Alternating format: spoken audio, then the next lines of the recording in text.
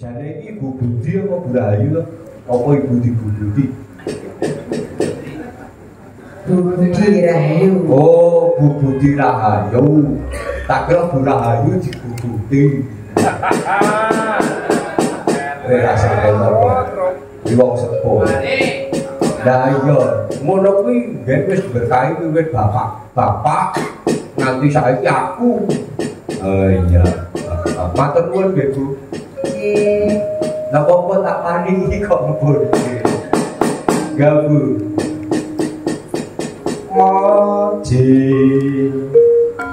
Moji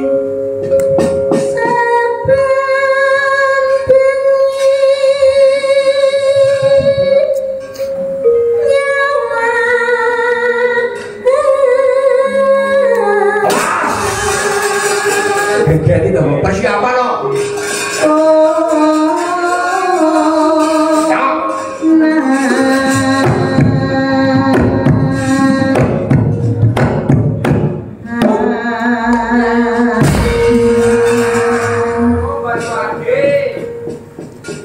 Pak Suwati bilangnya jangan mantep. Mantep, tak rewangi katokku beda.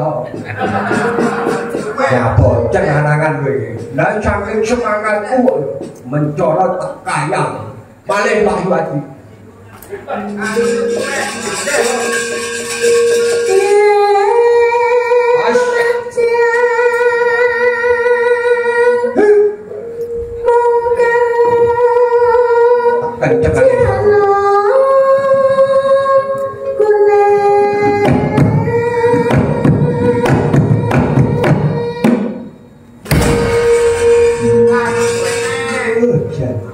Enak deh. Bosok,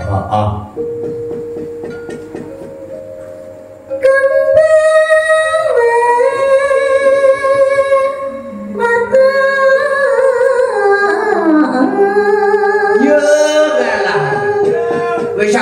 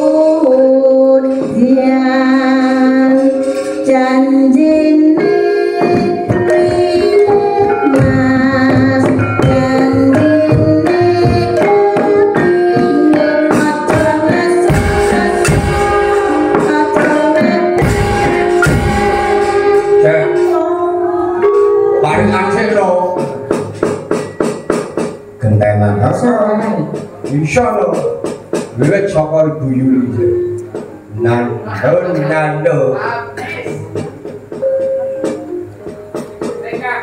numpak dokar. Ya kowe ini numpak dokar enak Mlakune ngulon. Mbok ngetan Senenge ngulon Mas. Parikan wedi ya numpak dokar lagune ngulon. Yen wong sabar mesti kelakon. Kelakon apa Bu? Kelakon rapi jenengan Mas. Oh iya Bu, sampai nggak anak wedok mboten? Mboten ya Mas. Yo alah. Oh alah. Terus. Lah ngomong ora duwe. Tiwas tak dedepi ning kamar. Tak kira sapa ning jero tibake Pak Suwadi. Tak kira iki duwe putri wedok ngono ya.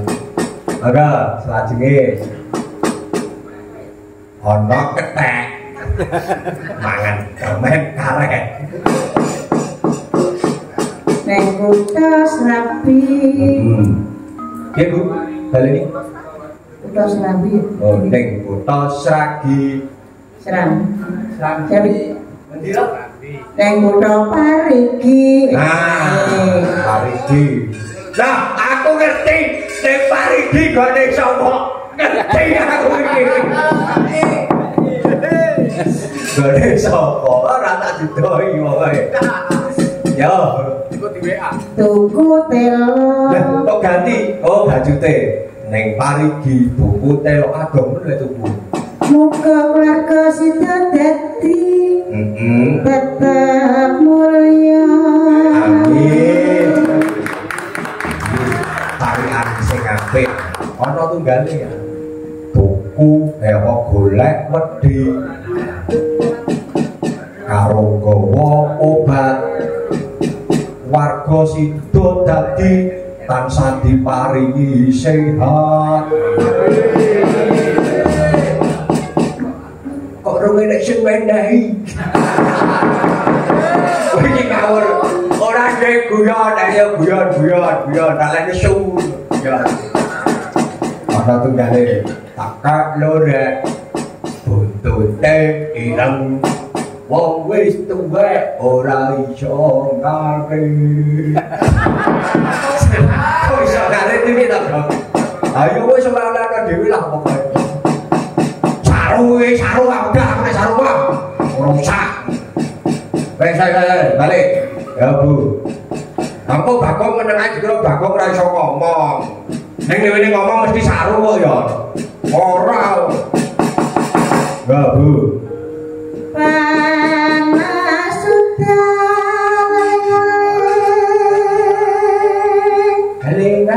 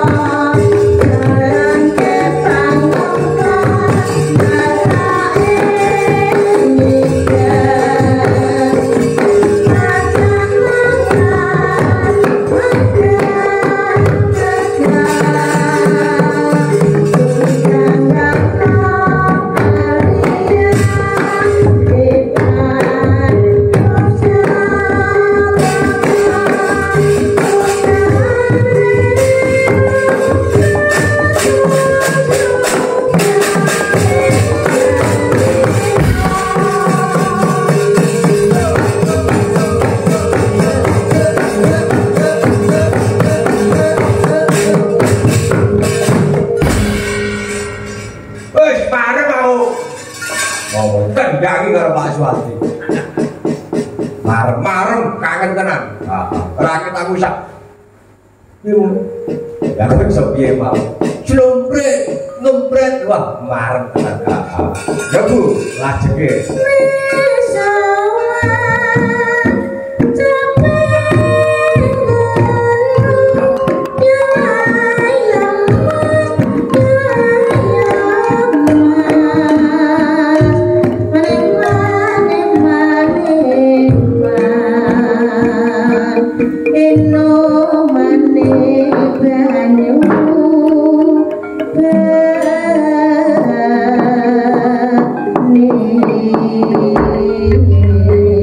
Iya, bukan celuk